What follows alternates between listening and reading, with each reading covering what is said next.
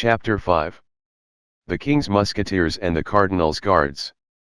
D'Artagnan was acquainted with nobody in Paris. He went therefore to his appointment with Athos without a second, determined to be satisfied with those his adversary should choose. Besides, his intention was formed to make the brave Musketeer all suitable apologies, but without meanness or weakness, fearing that might result from this duel which generally results from an affair of this kind, when a young and vigorous man fights with an adversary who is wounded and weakened. If conquered, he doubles the triumph of his antagonist; if a conqueror, he is accused of foul play and want of courage. Now, we must have badly painted the character of our adventure seeker, or our readers must have already perceived that D'Artagnan was not an ordinary man. Therefore, while repeating to himself that his death was inevitable, he did not make up his mind to die quietly, as one less courageous and less restrained might have done in his place. He reflected upon the different characters of those with whom he was going to fight, and began to view his situation more clearly. He hoped, by means of loyal excuses, to make a friend of Athos, whose lordly air and austere bearing pleased him much. He flattered himself he should be able to frighten Porthos with the adventure of the baldric, which he might, if not killed upon the spot, relate to everybody, a recital which, well managed, would cover Porthos with ridicule. As to the astute Aramis, he did not entertain much dread of him, and supposing he should be able to get so far, he determined to dispatch him in good style, or at least, by hitting him in the face, as Caesar recommended his soldiers do to those of Pompey, to damage forever the beauty of which he was so proud. In addition to this, D'Artagnan possessed that invincible stock of resolution which the counsels of his father had implanted in his heart: endure nothing from anyone but the king, the cardinal, and Monsieur de Treville. He flew, then, rather than walked, toward the convent of the Carmes Déchaussés, or rather Descauses, as it was called at that period, a sort of building without a window, surrounded by barren fields and accessory to the Préaux clerks, and which was generally employed as the place for the duels of men who had no time to lose. When D'Artagnan arrived in sight of the bare spot of ground which extended along the foot of the monastery, Athos had been waiting about 5 minutes, and 12 o'clock was striking. He was, then, as punctual as the Samaritan woman, and the most rigorous casuist with regard to duels could have nothing to say. Athos, who still suffered grievously from his wound, though it had been dressed anew by M. de Treville's surgeon, was seated on a post and waiting for his adversary with hat in hand, his feather even touching the ground. "Monsieur," said Athos, "I have engaged 2 of my friends as seconds, but these 2 friends are not yet come, at which I am astonished, as it is not at all their custom." "I have no seconds on my part, monsieur," said D'Artagnan, "for having only arrived yesterday in Paris, I as yet know no one but Monsieur de Treville, to whom I was recommended by my father, who has the honor to be, in some degree, one of his friends." Athos reflected for an instant.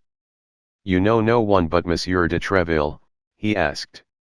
"Yes, monsieur, I know only him." "Well, but then," continued Athos, speaking half to himself, "if I kill you, I shall have the air of a boy slayer."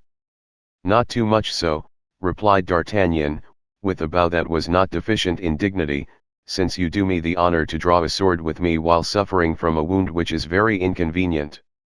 "Very inconvenient, upon my word, and you hurt me devilishly, I can tell you. But I will take the left hand, it is my custom in such circumstances. Do not fancy that I do you a favor, I use either hand easily.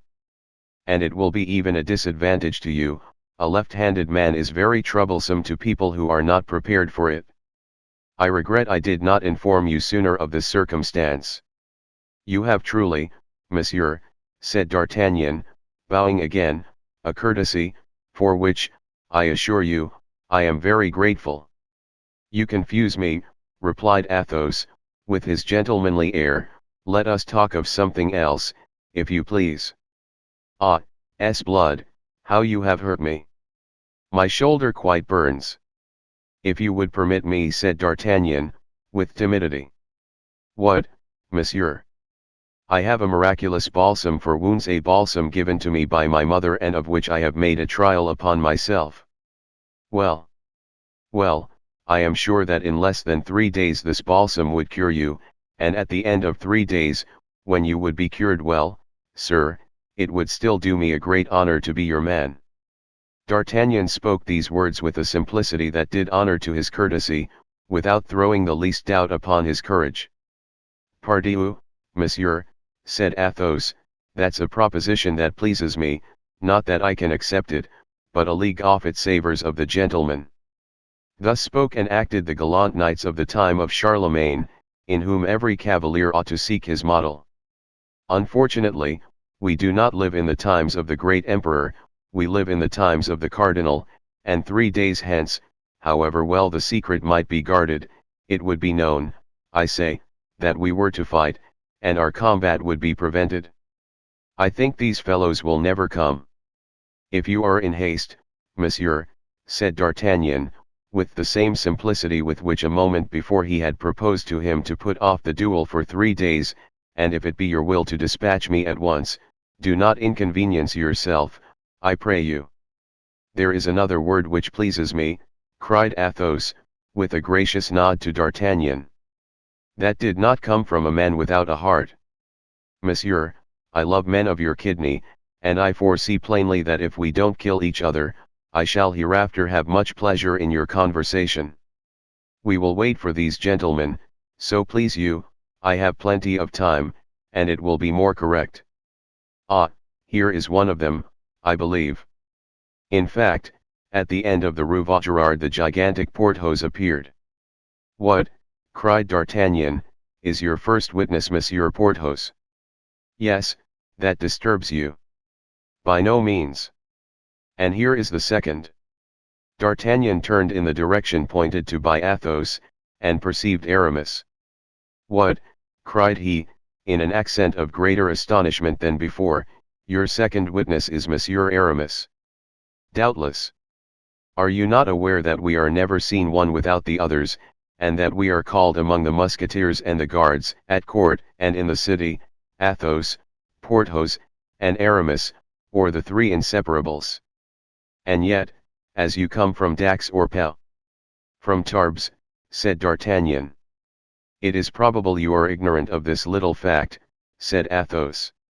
My faith, replied D'Artagnan, you are well named, gentlemen, and my adventure, if it should make any noise, will prove at least that your union is not founded upon contrasts.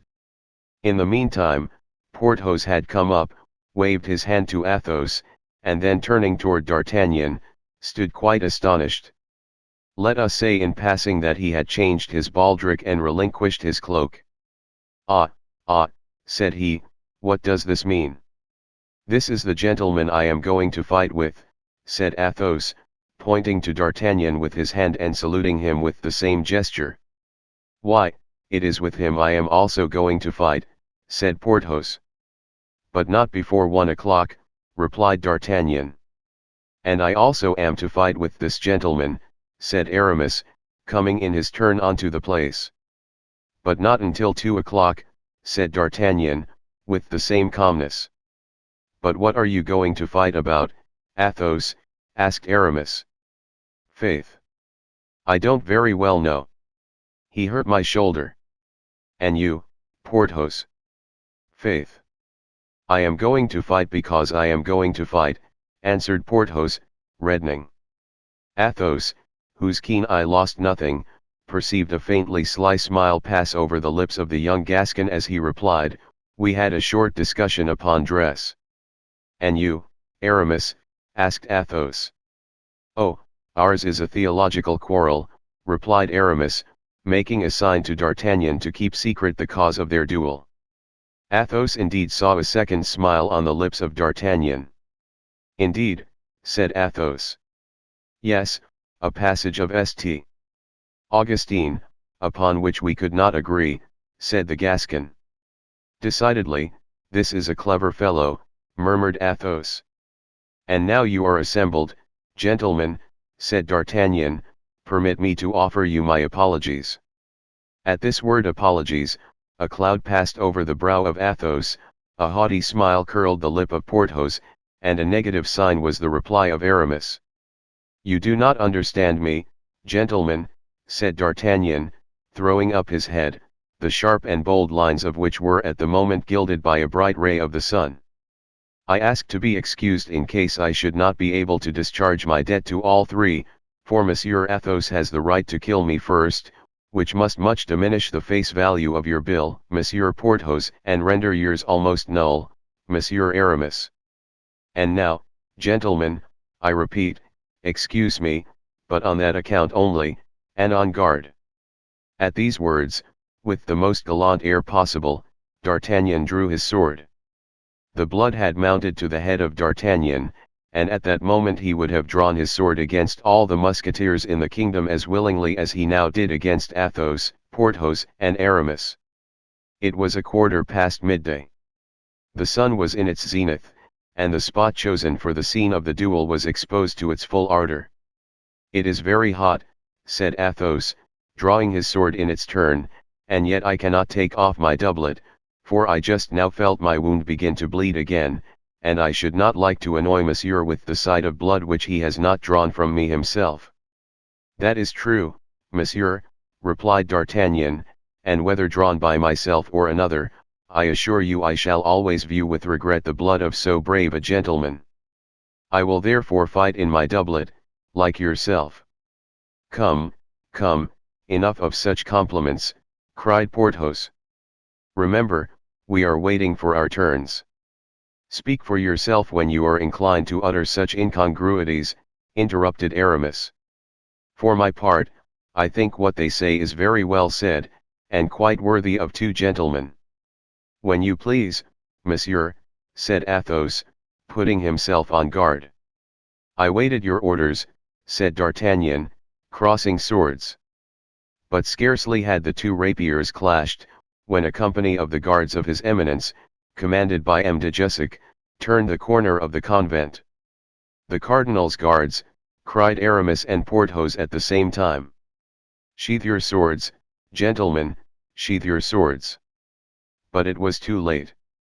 The two combatants had been seen in a position which left no doubt of their intentions. "Halloo!" cried Jussac, advancing toward them and making a sign to his men to do so likewise. "Halloo, Musketeers! Fighting here, are you? And the edicts? What is become of them?" "You are very generous, gentlemen of the guards," said Athos, full of rancor, for Jussac was one of the aggressors of the preceding day. "If we were to see you fighting, I can assure you that we would make no effort to prevent you. Leave us alone, then, and you will enjoy a little amusement without cost to yourselves." "Gentlemen," said Jussac, "it is with great regret that I pronounce the thing impossible. Duty before everything. Sheathe, then, if you please, and follow us." "Monsieur," said Aramis, parodying Jussac, "it would afford us great pleasure to obey your polite invitation if it depended upon ourselves, but unfortunately the thing is impossible. Monsieur de Treville has forbidden it." "Pass on your way, then, it is the best thing to do." This raillery exasperated Jussac. "We will charge upon you, then," said he, "if you disobey." "There are 5 of them," said Athos, half aloud, "and we are but 3, we shall be beaten again, and must die on the spot, for, on my part, I declare I will never appear again before the captain as a conquered man." Athos, Porthos, and Aramis instantly drew near one another, while Jussac drew up his soldiers. This short interval was sufficient to determine D'Artagnan on the part he was to take. It was one of those events which decide the life of a man. It was a choice between the king and the cardinal. The choice made, it must be persisted in. To fight, that was to disobey the law, that was to risk his head, that was to make at one blow an enemy of a minister more powerful than the king himself. All this the young man perceived, and yet, to his praise we speak it, he did not hesitate a second. Turning towards Athos and his friends, "Gentlemen," said he, "allow me to correct your words, if you please. You said you were but 3, but it appears to me we are 4. But you are not one of us," said Porthos. That's true, replied D'Artagnan, I have not the uniform, but I have the spirit. My heart is that of a musketeer, I feel it, monsieur, and that impels me on. Withdraw, young man, cried Jussac, who doubtless, by his gestures and the expression of his countenance, had guessed D'Artagnan's design. You may retire, we consent to that. Save your skin, begone quickly. D'Artagnan did not budge. Decidedly, you are a brave fellow, said Athos, pressing the young man's hand. Come, come, choose your part, replied Jussac. Well, said Porthos to Aramis, we must do something. Monsieur is full of generosity, said Athos. But all three reflected upon the youth of D'Artagnan, and dreaded his inexperience. We should only be three, one of whom is wounded, with the addition of a boy, resumed Athos, and yet it will not be the less said we were 4 men. Yes, but to yield, said Porthos. That is difficult, replied Athos. D'Artagnan comprehended their irresolution. Try me, gentlemen, said he, and I swear to you by my honor that I will not go hence if we are conquered. What is your name, my brave fellow, said Athos. D'Artagnan, monsieur. Well, then, Athos, Porthos, Aramis, and D'Artagnan, forward, cried Athos. Come, gentlemen, have you decided, cried Jussac for the 3rd time. It is done, gentlemen, said Athos. And what is your choice, asked Jussac. We are about to have the honor of charging you, replied Aramis, lifting his hat with one hand and drawing his sword with the other. Ah! You resist, do you, cried Jussac. Blood, does that astonish you? And the 9 combatants rushed upon each other with a fury which however did not exclude a certain degree of method. Athos fixed upon a certain Cahusac, a favorite of the cardinals. Porthos had Bicarat, and Aramis found himself opposed to 2 adversaries. As to D'Artagnan, he sprang toward Jussac himself. The heart of the young Gascon beat as if it would burst through his side, not from fear, God be thanked, he had not the shade of it, but with emulation. He fought like a furious tiger, turning 10 times round his adversary, and changing his ground and his guard 20 times. Jussac was, as was then said, a fine blade, and had had much practice, nevertheless it required all his skill to defend himself against an adversary who, active and energetic, departed every instant from received rules, attacking him on all sides at once, and yet parrying like a man who had the greatest respect for his own epidermis. This contest at length exhausted Jussac's patience. Furious at being held in check by one whom he had considered a boy, he became warm and began to make mistakes. D'Artagnan, who though wanting in practice had a sound theory, redoubled his agility. Jussac, anxious to put an end to this, springing forward, aimed a terrible thrust at his adversary, but the latter parried it, and while Jussac was recovering himself, glided like a serpent beneath his blade, and passed his sword through his body. Jussac fell like a dead mass. D'Artagnan then cast an anxious and rapid glance over the field of battle. Aramis had killed one of his adversaries, but the other pressed him warmly. Nevertheless, Aramis was in a good situation, and able to defend himself. Bicarat and Porthos had just made counter-hits.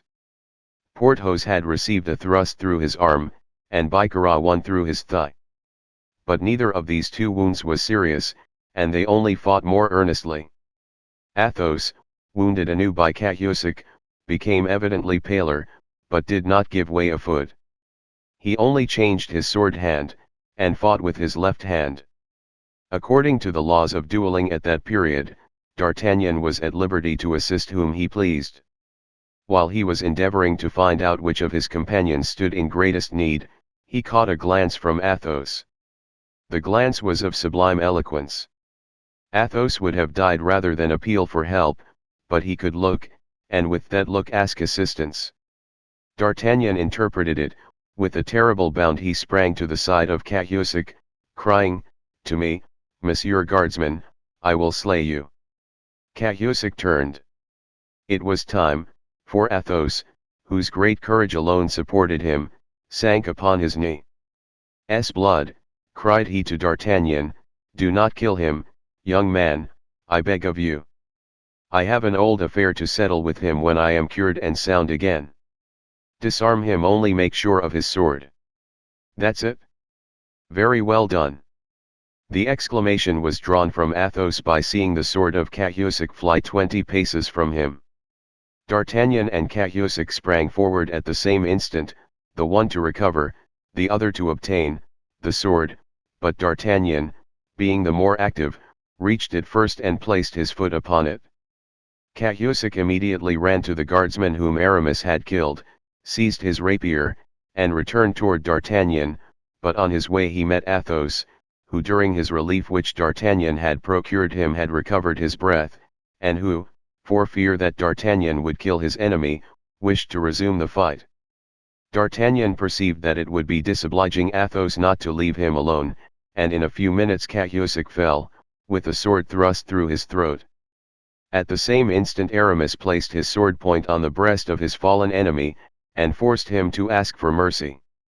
There only then remained Porthos and Bicarat. Porthos made 1,000 flourishes, asking Bicarat what o'clock it could be, and offering him his compliments upon his brother's having just obtained a company in the regiment of Navarre, but, jest as he might, he gained nothing. Bicarat was one of those iron men who never fell dead. Nevertheless, it was necessary to finish. The watch might come up and take all the combatants, wounded or not, royalists or cardinalists.